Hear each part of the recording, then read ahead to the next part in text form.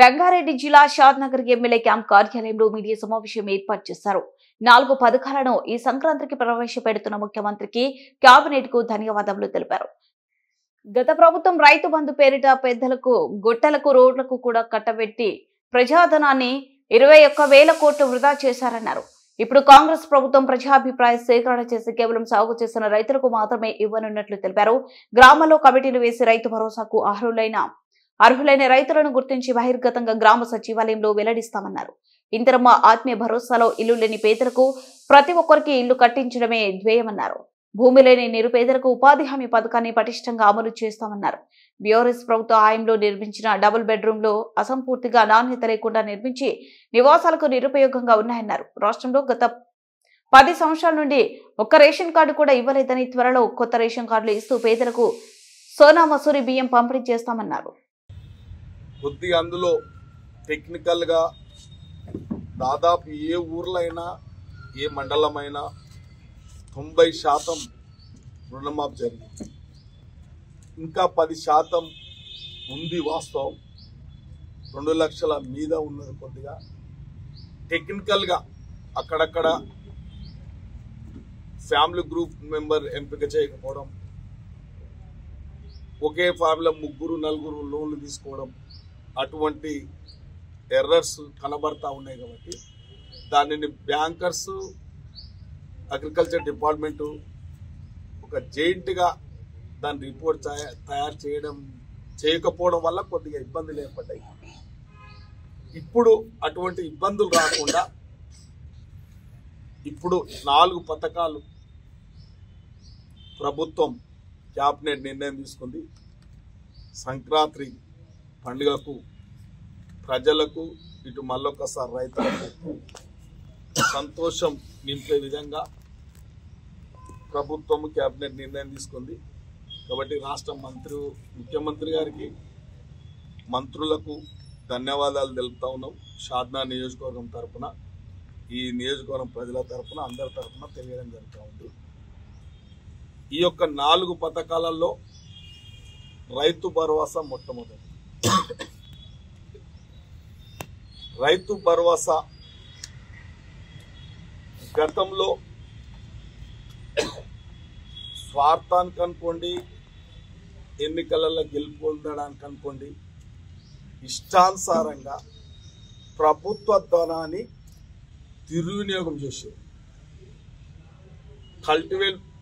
Cultivation ల్యాండ్కు కాకుండా అన్కల్టివేషన్ ల్యాండ్లకు అందరికీ, గుట్టలకు, రాళ్లకు, చెరువులకు, వాగులకు, రోడ్లకు, వెంచర్స్కు అంటే సాగు చేయని భూములందరూ కూడా ఇవ్వడం జరిగింది. కాబట్టి రాష్ట్ర ఖజానా దాదాపు 22,000 కోట్లు వృధా అయిపోయింది.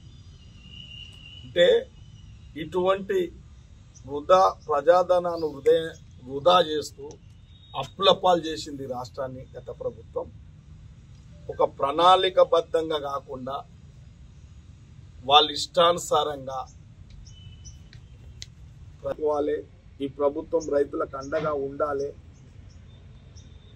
రైతు పూర్తిగా సంతోషంగా ఉండాలనే ఒక ఆలోచనతోనే ఇప్పుడున్న ప్రభుత్వం, రాష్ట్ర ముఖ్యమంత్రి వర్యులు, క్యాబినెట్, సంబంధిత శాఖ అంతా ఒక ప్రజాప్రాయ సేకరణ పెట్టి రైతులను అందరినీ ఏకాభిప్రాయానికి తీసుకొని ఏ విధంగా విధి విధానాలు ఏ విధంగా అయితే బాగుంటుంది అనేది ప్రజల సమక్షంలో రైతులందరూ కలిసి ఈ యొక్క నియమ నిబంధనలను ఫైనల్ చేయడం జరిగింది.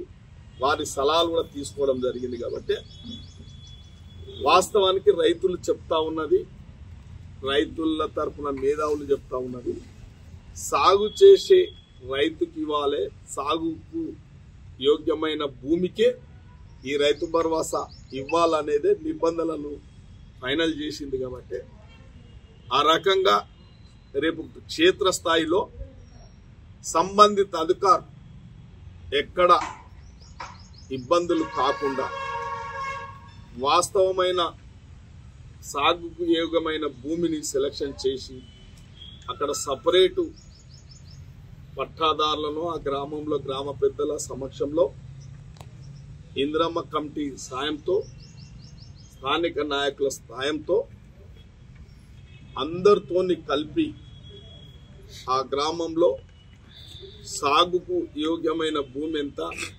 రైతులు ఎంతమంది అని చెప్పి అక్కడ నిజమైన రైతు భరోసాకు అర్హులను డిస్ప్లే చేయడం బహిర్గంగా, లోపట కాదు. ఏదో ఎమ్మెల్యే రాయడమో మంత్రులు రాయడమో ఎవరో రాయడం కాదు. అక్కడ ఒక గ్రామం ఉంటే, ఇప్పుడు ఉదాహరణకు మనము ఒక మాట, ఇప్పుడు మన సంఘం ఉందనుకో, మన గ్రామ పెద్దల సమక్షంలో ఈ రైతులకు ఈ రైతు భరోసా వర్తిస్తుంది అని చెప్పి అక్కడ లిస్టు డిస్ప్లే చేయడం జరుగుతుంది. ఒకదానే కాదు, బహిర్గంగా 2-3 చోట్ల ఈ రైతులు ఈ సారవంతమైన భూమిలో పంటలు పెట్టుకుంటా ఉన్నారని చెప్పి ఎక్కడ దాపరికం లేకుండా, లోపాకారి లోభిష్టకరమైన వ్యవహారం కాకుండా బహిర్గతంగానే ఈ లిస్ట్, ఈ జాబితా అక్కడ పెట్టడం జరుగుతుంది. ఏమన్నా ఆ లిస్టును చదువుకుంటే, ఆ డిస్ప్లే చూసి ఇంకేమన్నా పొరపాట్లు ఉంటే అది ఎమ్మెల్యే దృష్టి కానీ మంత్రి దృష్టికి కానీ వస్తే మళ్ళొకసారి అవన్నిటిని ఆ జాబితాలో చేర్చడం జరుగుతుంది. ఇప్పటిలాగా కాకుండా రుణమాఫీలో కొద్దిగా అటువంటి ఎర్రర్స్ ఏర్పడడం జరిగింది. అటువంటి నష్టం జరగకుండా రైతు భరోసాలో ఇటువంటి ఇబ్బందులు ఈ మార్గదర్శకాలు కూడా తమరికి ఇవ్వడం జరుగుతుంది. రైతు భరోసా పథకంలో ముఖ్య అంశాలన్నీ ఉంటుంది. అది మీకు నేను ఆ యొక్క సర్క్యులర్ మీకు ఇవ్వడం జరుగుతుంది. లాస్ట్లో ఇంకొక విషయం, ఇందిరమ్మ ఆత్మీయ భరోసా. ఇందిరమ్మ ఆత్మీయ భరోసా అనేది అభయస్థంలో ఇదొక భాగం. ఆత్మీయ భరోసా, ఇందిరమ్మ ఆత్మీయ భరోసా అనేది అభయస్థంలో ఇదొక భాగం. ఆ రోజు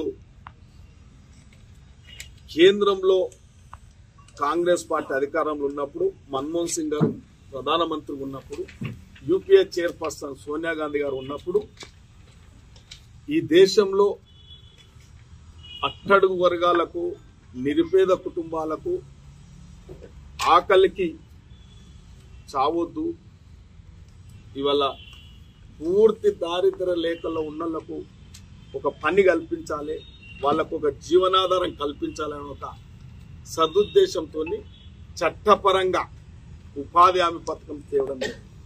అంటే కనీసం 100 రోజులు పని కల్పిస్తే ఆ కుటుంబం దాంతో బతకగలుగుతారనే ఒక ఉద్దేశంతోనే ఈ ఉపాధి హామీ పథకం తేవడం జరిగింది.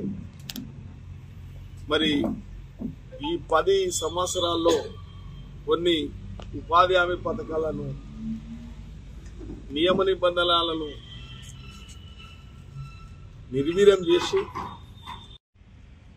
గత ప్రభుత్వం ఇందిరమ్మ ఇండ్లను, ఇందిరమ్మ కాలనీలను ఏలన చేసి వెటకారంగా మాట్లాడి అందరికీ డబుల్ బెడ్రూమ్ ఇండ్లు ఇస్తామని చెప్పి గొప్పలు చెప్పారు. 10 ఏళ్ళు చెప్పారు. 10 ఏళ్ళు చెప్పి ఇలా మన దగ్గర కూడా అరకొర ఏదో కొన్ని ఇండ్లు కట్టి మమ అనిపించరు. ఏ ఒక్కరికి కూడా వినియోగంలోకి తీసుకురాలి. వినియోగంలోకి తీసుకురావాలంటే అది అసంతృప్తిగా ఉంది. మామూలుగా స్లాబ్లు వేసిర్రు, కలర్ వేసిర్రు, వదిలేసారు. కరెంటు లేదు, నీళ్లు లేవు, డోర్ లేదు, కిటికీ లేదు, లైట్ లేదు. సామాన్యుడు తలదాచుకోవడానికి కనీసం నీళ్లు ఉండాలి, లైట్ ఉండాలి. అంతా ఎందుకు చెప్తున్నానంటే వాస్తవాలు చెప్తున్నాను, విమర్శలు కాదు, వాస్తవాలు. నేనే మాట్లాడినా, 2 సార్లు మాట్లాడినా. మొన్న కూడా ఈ ప్రభుత్వంలో కూడా నేను మొన్న మాట్లాడినా. ఇది ఇవాళ మనం ఇవ్వాలని అంటున్నారు కానీ అరకొర వసతులు ఉన్నాయి. వారికి లైట్ లేదు, ఎలక్ట్రిఫికేషన్ లేదు, వాటర్ లేదు. వాస్తవానికి ఇన్ఫ్రాస్ట్రక్చర్ కూడా లేదు. అక్కడ రోడ్డు లేదు, బోర్డు లేదు, ఏమీ లేదు, డ్రైనేజ్ లేదు. అంటే ఏదో కట్టిరంటే బంజర్ దొడ్డి కంటే అధ్వానం ఉన్నది. కాబట్టి ఇవాళ వాళ్ళకు కూడా మంచి చెడు చేసి ఇవ్వాలని కూడా చెప్పడం జరుగుతూ ఉంది. ఆ పథకం ఒకటి మేము పార్టీలకు అతీతంగా ఆ యొక్క డబుల్ బెడ్రూమ్ ఇండ్లు కూడా పంచడం జరుగుతుంది. మాకు ఎలాంటి చెడు ఉద్దేశం లేదు. ఒక పేదోని మీద కక్కిస్తామని కూడా మాకు లేదు. ఉంటే ఎవరైనా లీడర్ మీద ఉంటుంది, కానీ పేదోళ్లకు, నిజమైన పేదోళ్లకు, నిజమైన అర్హత కలిగిన వాళ్ళకు తప్పకుండా అవి కూడా ఇచ్చేస్తాం. ఇప్పుడు ఏదైతే ఒక్కొక్క కాన్సెన్స్కి